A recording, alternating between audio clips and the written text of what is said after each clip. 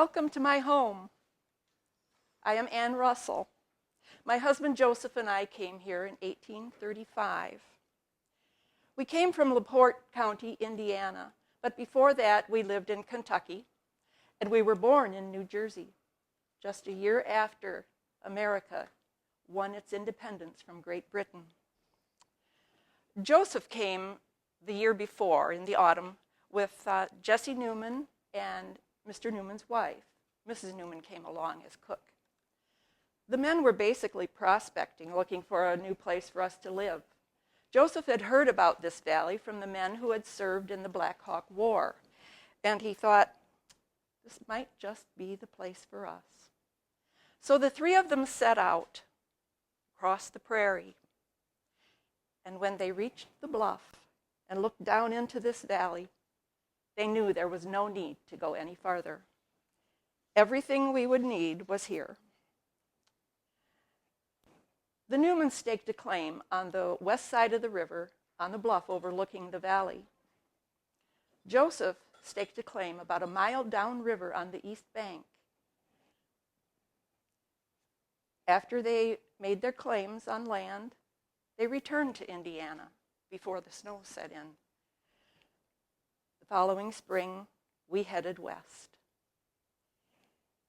Our son Joseph came along, and the Newman's daughter Susan came with them. Joseph and Susan were married and started their family here. They would eventually have 3 sons.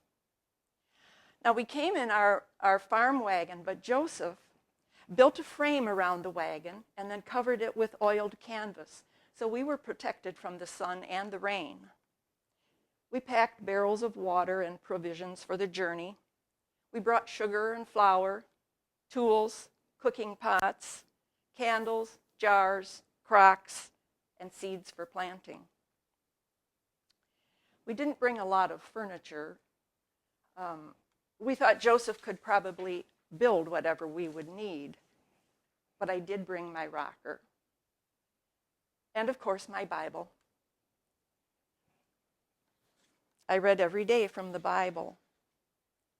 The story of creation was inspiring to me, I think because we were going into a wilderness. It was unknown to us, and we were building from nothing, just like in the book of Genesis. We were told that there were savages here, and that was a major concern. We were concerned for our safety, but we were told that there weren't very many and that they were peaceful. So we set out, the 6 of us, in our wagons, across the prairie. In some places, the prairie grass was so tall we couldn't see over the top. Here and there, we could see flowers just popping up and opening their face to the sun. There were no roads. In places here and there, there were some ruts that we followed for a small distance. There were no bridges, so we had to ford the rivers. No one settled on the prairie. There were no trees.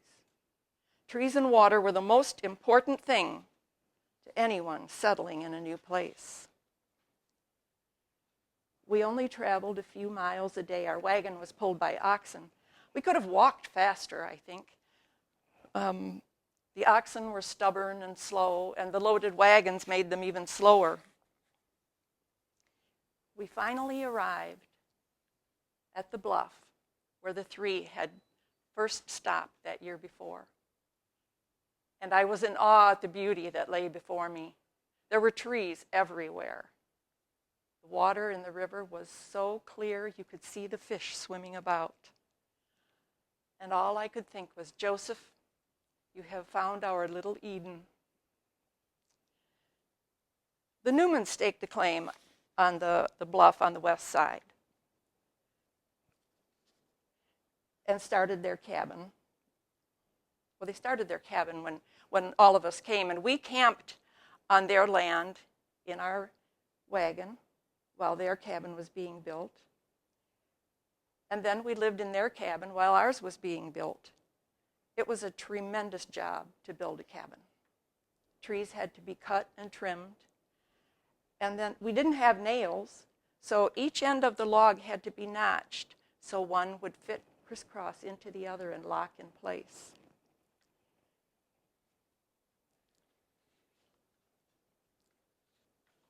The typical cabin was about 15 by 20.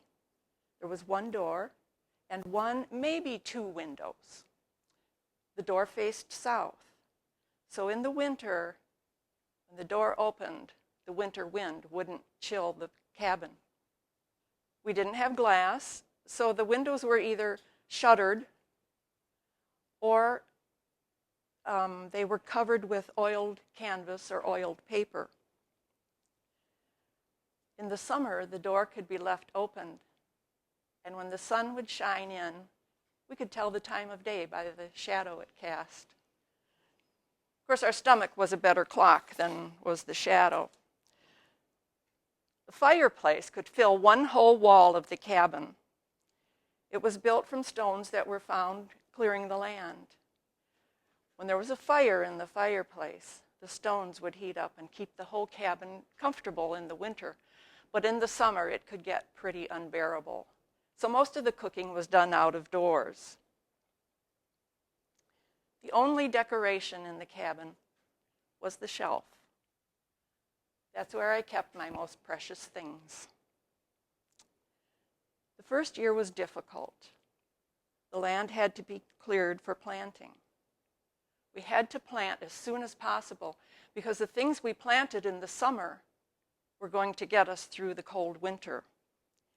We had seeds for squash, pumpkin, carrots, and we had some potatoes. Joseph dug a root cellar, which was basically just a hole in the ground with the cover, but it maintained a temperature such that things that were stored there would be preserved. Meat was plentiful. The woods were filled with deer and rabbit, and wild turkeys, wild hogs, quail, and there were berries and wild grapes everywhere. In the spring, the sandhill cranes would fly over. Jesse Oatman has a story about the spring hill crane and the Indian woman. It was, well, I'm not going to tell you about that. I'll let him tell you sometime. All the things we had to be either dried or cooked or smoked or pickled or salted or fermented. Keeping the family fed and healthy was a major chore. In the winter, you could not escape getting the sniffles. Now, the cure for the common cold was a syrup made of boiled onions. A cold would last about 7 days if you didn't take the cure. If you did take the cure, it would last about a week.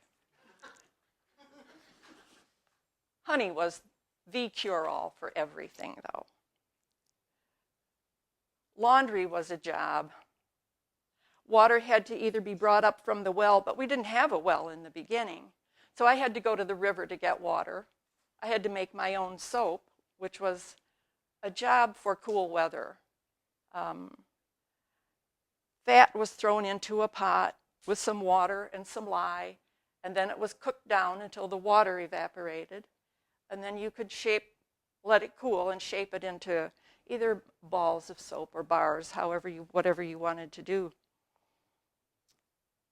Keeping the cabin clean was a chore. Our floor was just slats of wood, and there were cracks, and underneath was dirt. So every step you took, a little bit of dust would rise up. So I'd have to take my broom and just sweep the dust back into the cracks. It would be back the next day. Keeping the cabin lit in the evening was a chore. Dried reeds could be soaked in grease or animal fat, or a rag wick could be soaked in animal fat and lighted. It was a simple thing to do, but the light didn't last long. Candles were the best thing To our surprise, we discovered that there were Indians living very near our cabin. And they were friendly. They would come and visit us and trade things with us.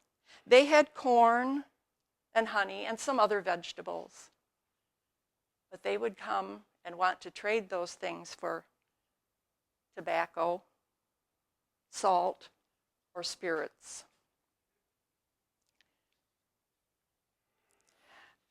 I felt a sense of loss when we left Indiana, leaving our friends and other family members behind. But I can't imagine how these people felt having to give up their home and their land where they had lived for generations. About 3 years after we came here, Chief Nickaway and his little tribe were all gone, and there was little evidence that they had ever been here. It wasn't long, and there were others coming to settle. John and Nancy Oatman and their daughters and their husbands came that same year we came, and they settled on the west side. The Irick family and the Millers settled on the east side. Alexander Dempster came. He was the first Scotsman to come to Dundee, and he actually named the village. It was named after his home, Dundee, on the Firth of Tay in Scotland. The Oatman brothers, Jesse and Hardin, came in 1937, and they opened the first store. Now I would have a chance to go shopping, but there was no money. All the business had been conducted by the barter system. In 1837, Thomas DeWeese started Spring Mill on the east side, very near the river. But it wasn't powered by the river. It was powered by the springs back up in the hills. The farmers could bring their wheat and their corn to have ground and didn't have to go sometimes as far as Chicago to have their grain ground. And I would have flour, and I could make bread again.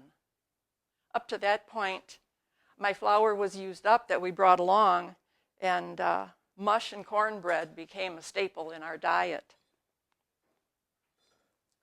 Milk wouldn't keep in the warm weather, so I could make cheese out of the sour milk, and that kept a little longer. There were no schools here in the beginning. Of course, that was no worry to Joseph and I because we were approaching our 60th year at that time. It was the responsibility of mothers to educate their children. And most of the children, by the age of 6, were working in the fields. Amanda Cochran was the first teacher to come here. I think she came in 1938, and her school was on the west side. In 1850, a census was taken. At that time, there were almost 1,400 people living here in the valley. From this little community that started with just 6 of us, in 15 years, that many people had come. That's almost 100 people a year. At my age, though, the census was a good thing because I was still listed. There were a lot of changes in those 15 years. The woods are depleted. The river is still clean, but not like it was when we came. And we have neighbors now. The Newmans are gone. Mr. Newman passed away shortly after we came here, and we lost contact with Mrs. Newman. But with all the changes, I still believe that Joseph found our little bit of Eden right here. Thank you.